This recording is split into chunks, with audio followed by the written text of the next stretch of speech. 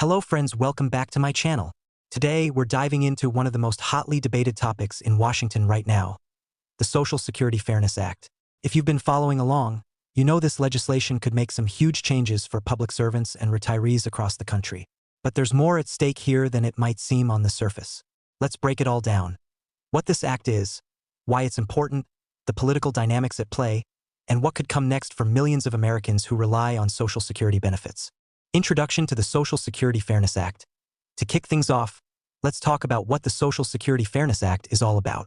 This piece of legislation is designed to tackle two long-standing provisions in the Social Security system: the Windfall Elimination Provision, WEP, and the Government Pension Offset, GPO.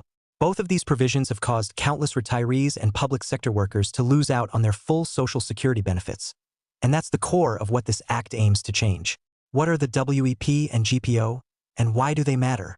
The WEP and GPO might sound like complicated terms, but they affect people in some pretty straightforward and sometimes frustrating ways. The WEP and GPO are provisions within Social Security that reduce benefits for individuals who receive a pension from government work, but who did not pay Social Security taxes on those earnings. So, let's say you're a retired teacher, police officer, or firefighter who's now eligible for Social Security. These provisions may lower the amount of benefits you actually receive. The Windfall Elimination Provision, or WEP, primarily impacts people's retirement benefits, and the Government Pension Offset, or GPO, mostly affects those who receive spousal or survivor benefits. Impact on retirees and public sector workers. Who is impacted? To put it simply, this affects hundreds of thousands, if not millions, of retired public servants. People like teachers, law enforcement officers, and other public sector workers who served their communities for years. Many of these workers have found that despite paying into their pension funds, their Social Security checks aren't what they expected. They're often hit with a reduced amount due to the WEP and GPO provisions. Why is the Social Security Fairness Act important? So why is there a push to eliminate the WEP and GPO? Advocates for the Social Security Fairness Act argue that these provisions are fundamentally unfair.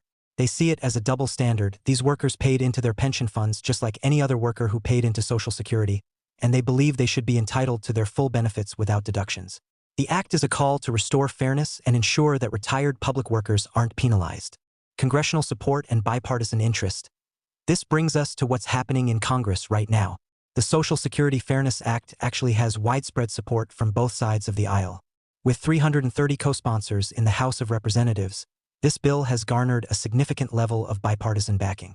Representatives from both parties are pushing for it to get a vote. But even with all this support, recent developments indicate that the bill might not move forward as expected. Current developments.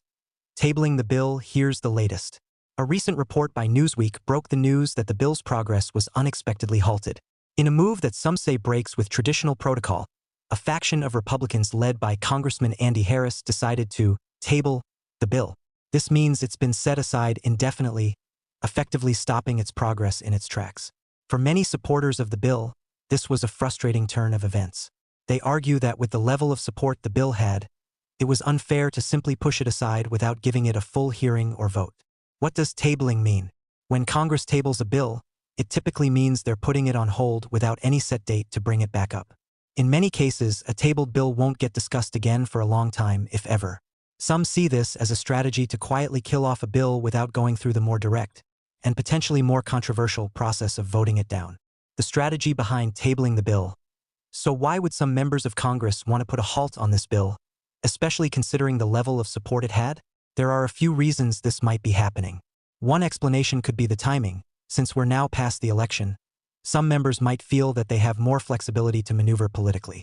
With a new Congress set to come in January, Republicans may be hoping to gain additional seats or even take control of the Senate, which would give them more influence over the legislative agenda. Potential impact on future legislation. Looking forward, what does this mean for the Social Security Fairness Act and for those affected by the WEP and GPO?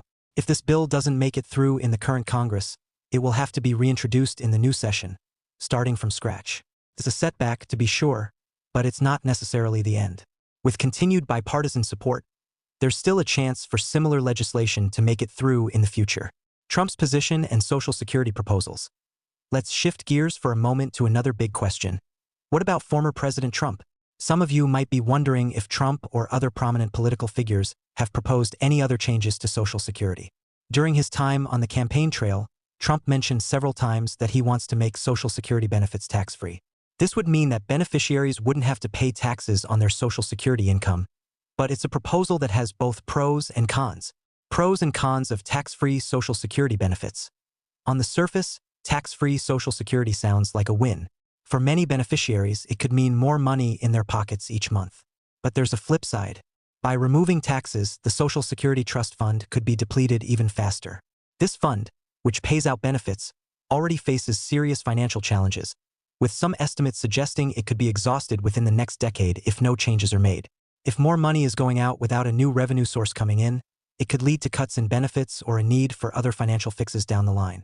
SSI versus Social Security. Key differences and funding sources. It's also important to distinguish between Social Security and Supplemental Security Income, SSI. While they may seem similar, they come from different funding sources and serve different groups of people. SSI is primarily funded by general tax revenue and provides income for people with limited resources, including many with disabilities. Social Security, on the other hand, is funded by the Social Security payroll tax and is aimed at retirees, survivors, and some disabled individuals who have paid into the system. When discussing reforms, these programs often require separate approaches and policies. Future of Social Security reform in the next Congress. As we head into a new year, it remains to be seen what the next Congress will prioritize when it comes to Social Security reform. With rising national debt and other pressing financial issues, lawmakers face tough choices about where to focus resources and how to ensure long-term stability for Social Security. The Social Security Fairness Act may have hit a roadblock, but this issue is far from over. If you want to stay informed and engaged on Social Security reform and other retirement issues, make sure to hit that subscribe button, leave a comment below, and share your thoughts. Do you think Congress should move forward with this act? Or is there a better solution? Thanks for watching, and I'll see you in the next video.